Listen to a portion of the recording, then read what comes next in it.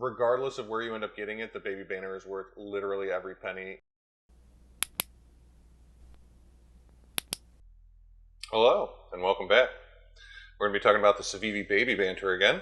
Last time we talked about it, it was a quick 5-minute review after just unboxing it and on new NAF day.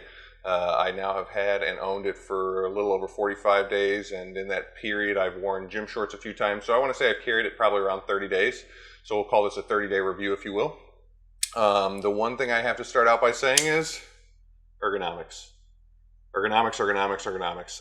I have meat cleavers for huge hands, and this thing just fits so well. The finger choil and the rear jimping I don't know, it just has a great purchase.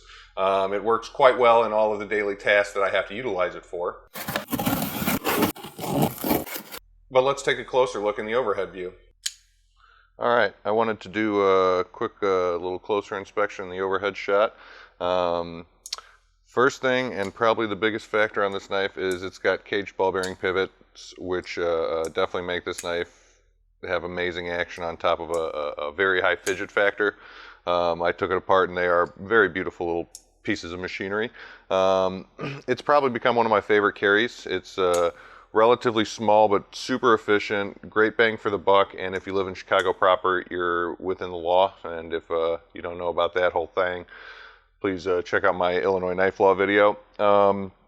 The only complaint I do have about it is it seems like the cutting edge on the Nitro V has dulled a little bit, and that being said, when I look at the charts comparing it to the S35V and of its bigger brother, the Wee Banter, it makes sense.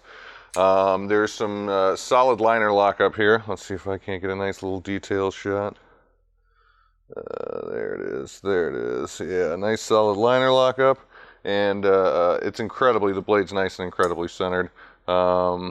Whoops, there you go. I would also say that there's minimal blade play, if any at all, but all these things are fully dependent on the fact that you keep it nice and tight.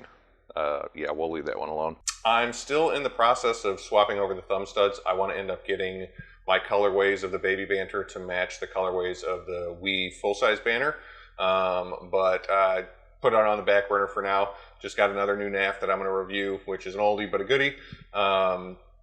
I will say that if you have yet to acquire one of these or get your hands on one, I fully recommend it, and there's a few different options you could go with.